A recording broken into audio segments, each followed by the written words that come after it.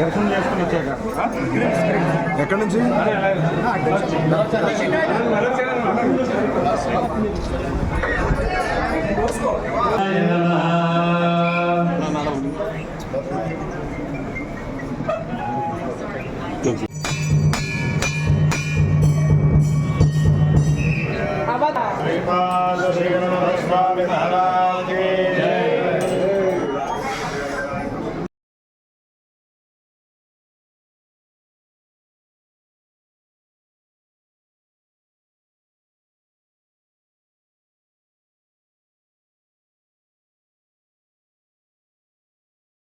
అందరికీ నమస్కారం.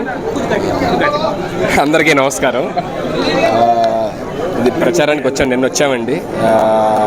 Door to door ప్రచారం చేయడం జరిగింది నిన్న కొడవలి గ్రామంలోని. మంచి రెస్పాన్స్ వచ్చింది. ఉన్న జనాలందరూ కూడా ఇదే విధంగా ఈ రాష్ట్రం మొత్తం కూడా, ఆంధ్ర రాష్ట్రం మొత్తం కూడా ఈ కూటమికి సపోర్ట్ చేసి మంచి విజయంతో గెలిపించాలని మనస్ఫూర్తిగా కోరుకుంటున్నాము. అండ్ ఎస్పెషల్లీ ఇక్కడ Pithapuram and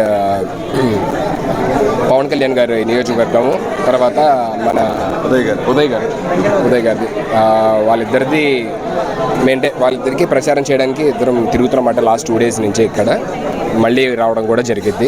thank you so much. అందరం మేము ఇక్కడ ఫస్ట్ అసలు స్టార్స్లా రాలేదండి. మేము పవన్ కళ్యాణ్ గారి అభిమానులుగా వచ్చామన్నమాట. ఇంకా మేము జబర్దస్త్ లేకపోతే ఈ సినిమాల్లో చేయక ముందు నుంచి ఫస్ట్ నుంచి మేము చిరంజీవి గారికి, పవన్ కళ్యాణ్ గారికి అభిమానులు.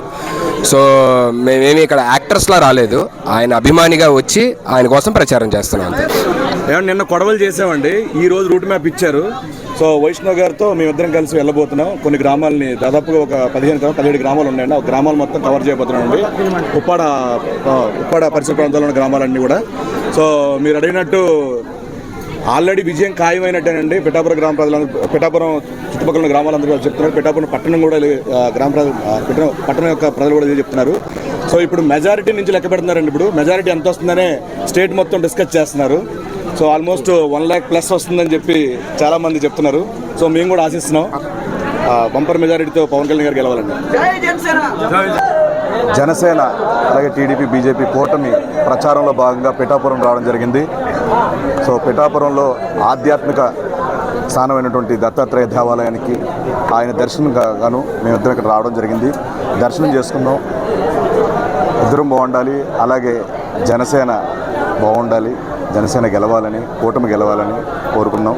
చాలా సంతోషంగా ఉంది.